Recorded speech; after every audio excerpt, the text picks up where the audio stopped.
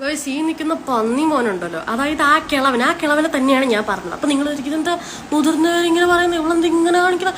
ഇങ്ങനെ പറയും. എനിക്കറിയാം എന്തായാലും ഞാൻ ഇത് പറയാൻ പോകുമ്പോൾ ആൾക്കാർ എന്നെ എന്തൊക്കെ പറയുന്നുള്ളത് എനിക്കറിയാം. I'm ready to face it. അതുകൊണ്ട് തന്നെയാണ് ഞാൻ ഈ വീഡിയോ ഇടുന്നത്. ഓക്കെ ഗൈസ്, ഈ വീഡിയോ ഇട്ട ഒരു ഫുഡ് വ്ളോഗറാണ്. പുള്ളിക്കാരന്റെ പേര് പറയേണ്ട ആവശ്യമില്ല. എന്തായാലും ഞാൻ മറ്റവന്റെ ഫോട്ടോ കാണിക്കുന്നുണ്ടോ, പന്നിന്റെ ഫോട്ടോ കാണിക്കുന്നുണ്ട്, അത് മതി.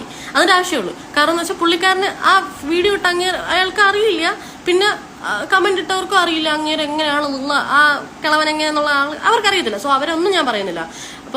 സംഭവം എന്താണെന്ന് വെച്ചാല് ഞാൻ എന്റെ വീട്ടിന്റെ കുറച്ച് കഴിഞ്ഞിട്ട് ഒരു ജംഗ്ഷനാണ്. ആ ജംഗ്ഷന്റെ സൈഡിലാണ് ഞാനിപ്പോ അവിടെ ഒരു ചെറിയൊരു വീട് പോലത്തെ സംഭവം, വീടൊന്നുമില്ല എന്നാലും ആ ഒരു സംഭവമാണ് പുള്ളിക്കാരനെ അവിടെ ഇട്ടത്. അത് എന്തുകൊണ്ട് വന്നു? പലരും വിചാരിക്കും വീട്ടിൽ നിന്ന് ഇറക്കി വിട്ടെ. എന്തുകൊണ്ട് വീട്ടിൽ നിന്ന് ഇറക്കി വിട്ട്? എനിക്കറിയാം സംഭവം. പുള്ളിക്കാരൻ മോളെ റേപ്പ് ചെയ്തു. എന്നിട്ട് കൊച്ചുമോളെ റേപ്പ് ചെയ്യാൻ ശ്രമിച്ചു എന്നിട്ട് വീട്ടിൽ നിന്ന് ഇറക്കി വിട്ട്. ഇതാണ് സംഭവം. അപ്പൊ നിങ്ങൾ വിചാരിക്കും ഇതൊക്കെ എനിക്ക് എങ്ങനെ അറിയാം? ഞാൻ പറഞ്ഞുതരാം. എല്ലാം നിങ്ങൾ കേട്ടിട്ട് പോയാൽ മതി. എല്ലാം ഉണ്ട്, നിങ്ങൾ കേട്ടിട്ട് പോയാൽ മതി. എന്ത് പാവാട്ടായിട്ട് നിൽക്കുന്നതെന്ന് നോക്ക്. അവൻ കാണിച്ചു കൂട്ടിയതെല്ലാം കുഴപ്പമില്ല. എൻ്റെ അച്ഛന് പണ്ടിങ്ങനെ ഫുഡൊക്കെ കൊടുക്കുന്ന ഒരു ചെറിയ പരിപാടി ഉണ്ടായിരുന്നു. ആ സമയത്ത് പുള്ളിക്കാരന് കമ്പനിയായ ഒരാളാണ് ഈ കിളവനായിട്ട് കമ്പനിയായി എൻ്റെ അച്ഛൻ. എന്തോ ഒരു കഷ്ടകാലം. എന്നിട്ട് പുള്ളിക്കാരനായിട്ട് കമ്പനിയായി ഇടയ്ക്കിടയ്ക്ക് വീട്ടിലകത്തല്ല, മീൻസ് അങ്ങനെ വരും, അങ്ങനെ സംസാരിക്കുന്ന ഒരു ടൈപ്പായിരുന്നു. അപ്പം പുള്ളിക്കാരൻ ഒരു ദിവസം ഇങ്ങനെ പപ്പിയൊക്കെ കൊണ്ട് തരുന്നത്, ആ കിളവൻ എനിക്ക് പപ്പിയൊക്കെ ഇങ്ങനെ കൊണ്ട് തന്നിട്ടുണ്ട്. അപ്പം അവിടെ എന്താണ്, ഒരു കമ്പനി ഓൾറെഡി അവിടെ ഇങ്ങനെ ഉണ്ട്. അപ്പം ഞാൻ എന്താന്ന് വെച്ചാൽ എൻ്റെ അച്ഛൻ്റെ എന്നുവെച്ചാൽ തന്തയുടെ പ്രായമുണ്ട് മോന്.